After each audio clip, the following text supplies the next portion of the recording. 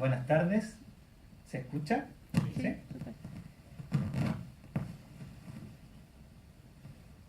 Bueno, una de las cosas más difíciles a la hora de efectuar un discurso, y en realidad cualquier tipo de presentación en general, es cómo partir. Y de este modo quisiera comenzar de la forma más atípica posible, esperando no ser juzgado como un orate, un loco o un filósofo de segunda. Y es acerca de una interrogante existencial. ¿Qué es algo bueno? O, en su contrapartida, ¿qué es hacer algo malo? Qué ridículo es preguntarse algo así en una reunión en la que uno viene a agradecer y a despedirse. Y por lo demás, probablemente no hay una respuesta correcta. Lo cierto es que parecieran ser conceptos que están intrínsecamente influidos por factores sociales, factores culturales, religiosos. Y así se me vienen a la mente varios ejemplos. Probablemente quemar a alguien en la hoguera por pensar diferente era considerado correcto por algunos en otras épocas, pero tal vez en la actualidad para la mayoría sería una barbaridad. Por otro lado, en nuestra sociedad la poligamia es algo visto con malos ojos, pero en algunos países del Medio Oriente aún pudiera ser considerado como la forma correcta de desenvolverse conyugalmente. En fin, ejemplos hay muchos. Pero estos sencillos ejemplos demuestran que lo que es considerado bueno para algunos pudiera ser malo para otros. Bueno, y entonces, ¿qué sentido tiene mencionar esto acá? ¿Qué tiene que ver con esta reunión? Pienso que entender este concepto es tremendamente importante. Cuando a Mahatma Gandhi le preguntaron ¿qué es la verdad?, él respondió: pregunta difícil,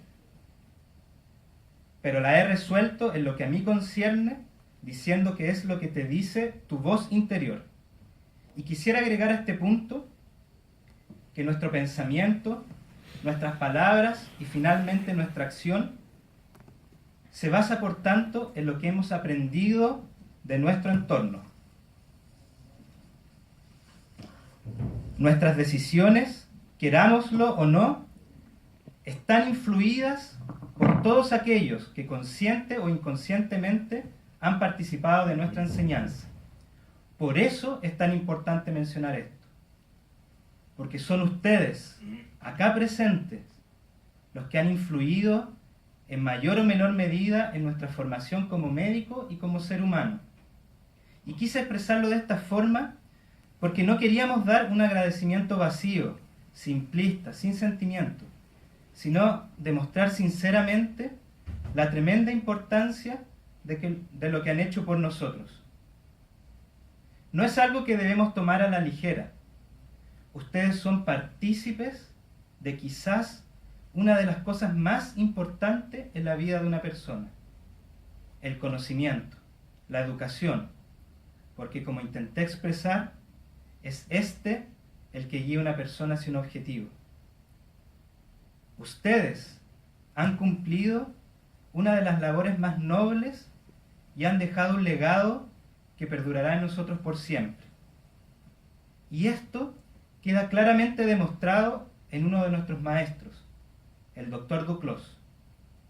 Cuando estaba en la misa de su despedida y escuchaba a los que hablaron, me llamó la atención que todos resaltaban el extenso currículum del Dr. Duclos, que en parte ya conocía. Titulado como el mejor alumno en la Pontificia Universidad Católica, estudió varios años en Europa, presidente de la Sociedad Médica de Chile en algún momento, en fin. No obstante, si a mí me preguntan ¿quién fue para mí el Dr. Duclos?, mi respuesta sería: fue un gran maestro. Y eso, para mí, es infinitamente superior y vale más que cualquier título obtenido. Una simple frase de él, less is more, traspasará generaciones y quedará imperecederamente en nuestras mentes, y no necesariamente sus logros personales.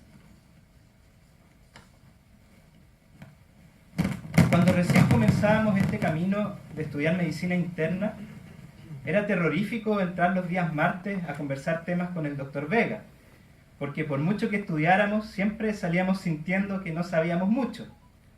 Pero del mismo modo, rápidamente aprendí y aprendimos el rol que el doctor estaba cumpliendo en nuestras vidas.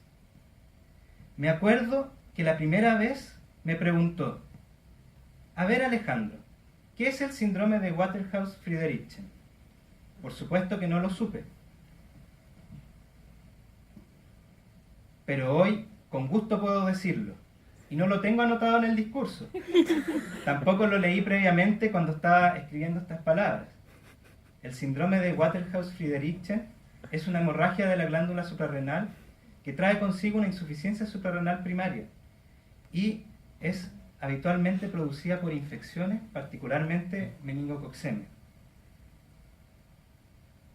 Ahora bien, alguno podrá decir: ¿y qué importa eso si nunca voy a ver un síndrome de Waterhouse-Friderichsen en mi práctica clínica en toda mi vida? Pero lo importante acá es el gusto de aprender, de querer saber más, por el simple hecho de llegar a la casa y decir: hoy aprendí algo nuevo. Creo que esa es la forma de ir creciendo, que se aplica a cualquier persona, pero es lo que nos caracteriza particularmente a los que son o seremos internistas. Nunca, y es algo que siempre conversamos con mis compañeros, alguno de ustedes nos negó una ayuda, siempre dispuestos a tender una mano, aun cuando estuviesen ocupados. Recuerdo sobre todo los comienzos, cuando tenía que hacer un procedimiento invasivo, le pedí al doctor Arancibia, que ya había sido mi tutor cuando era interno, que se quedara cerca para supervisar si lo estaba haciendo bien. Jamás me dijo que no. El papá de Juan Pablo una vez me esperó 1 hora a que pusiera mi primer Uldar. Jaime me daba ánimo al lado, pero su paciencia hizo que lograra aprender de forma satisfactoria una nueva técnica. Y así al principio eran preguntas básicas. Doctora Narváez, por ejemplo, que a todo esto fue nuestra mamá todos estos años, ¿qué examen debiera pedir en este contexto? O doctora Fuentes, ¿cómo se ajusta la dosis de este medicamento? O doctor Gueque, ¿qué es el sodio? En fin. Y ejemplos hay muchos. La doctora Bartel, por ejemplo, siempre dispuesta a ayudarnos 24/7. O cuando tenía una duda de medicina interna, el primero que le preguntaba al doctor Labarca, que sabe más de medicina interna que nosotros. Pero mirando en retrospectiva, uno se da cuenta quiénes éramos y en quiénes nos hemos transformado. Y por eso queremos agradecerles. No obstante, no basta solo con dar las gracias, sino que ahora es nuestro deber retribuírselos. Y creemos que la forma correcta es utilizar lo enseñado para formarnos nuestra propia impresión de las cosas, para luego aplicarlo en nuestra vida y en pos de nuestros pacientes. De este modo, no me puedo ir de acá sin agradecer quizás a los más importantes. Mis compañeros me miran, pero no son ustedes, los pacientes. No tiene sentido agradecerles acá porque no veo ningún paciente, pero solo tiene como objeto plantear la inquietud que, aunque parezca paradójico, a veces el paciente nos entrega más que lo que nosotros le entregamos a ellos. Y se entiende que no me refiero a lo estrictamente médico, y que tampoco entraré a profundizar. Por último, y ahora sí, quisiera hacer un pequeño reconocimiento a mis compañeros, o a esta altura debiera decir a mis amigos, al Nico, porque de él aprendí la calma. De ti, Nico, aprendí la capacidad de hacer un buen trabajo de forma rápida, sin que nada ni nadie pueda alterar tu equilibrio. Multifacético, el Masterchef del grupo, para los que tuvimos el agrado de probar algunas de sus preparaciones. Hasta lo querían contratar de Sodexo, dice. Además, el diseñador gráfico de casi todos nuestros videos que presentamos en las reuniones sociales del servicio. A Lugo, porque él me enseñó la osadía, seguir firme en sus principios cuando uno cree fehacientemente que está haciendo lo correcto, aun cuando los resultados sean desastrosos. Pero no olvidar que para que un acto sea definido como moral, el objeto, la intención y las circunstancias del acto deben ser buenas, sin importar si los resultados lo son. Alegre y trabajador en exceso. Muy buen bailarín de reggaetón, o al menos eso dicen algunas enfermeras, cosa que no tenía que mencionar. Espero que ahora que iniciamos nuevos rumbos, podamos hacernos un tiempo de seguir cultivando la amistad. A la Claudia. No saben todo lo que aprendí de ella. Nuestra única mujer, nuestra regalona. Y sin dudarlo, la jefa del grupo. De ti, Claudita, aprendí a ser más directo. Aprender a decir que no, palabra que a veces me cuesta bastante decir. A tomar las riendas de un asunto y lograr resolverlo en forma eficiente. Pragmática y concreta. Si no es por ella, nosotros aún estaríamos intentando ponernos de acuerdo en las rotaciones de estos años. Neruda la definiría como una rosa de pétalos finos y espinas delicadas. Para todos la Clo, para mí simplemente Claudita. Para terminar, nuestro capitán Sotomayor, el con experiencia, el con mundo. Quizás el menos marino de los marinos, pero con sinceridad les digo, de un muy buen amigo, que es una de las personas más leales que he conocido. Y es un real honor para la institución tenerlo entre sus filas. Decir como corolario que esperamos que cuando llegue un cirujano nuevo y les pregunte quiénes somos, espero puedan decirle con orgullo que somos internistas de tomo y lomo y no unos simples post-becados. Muchas gracias. Bravo.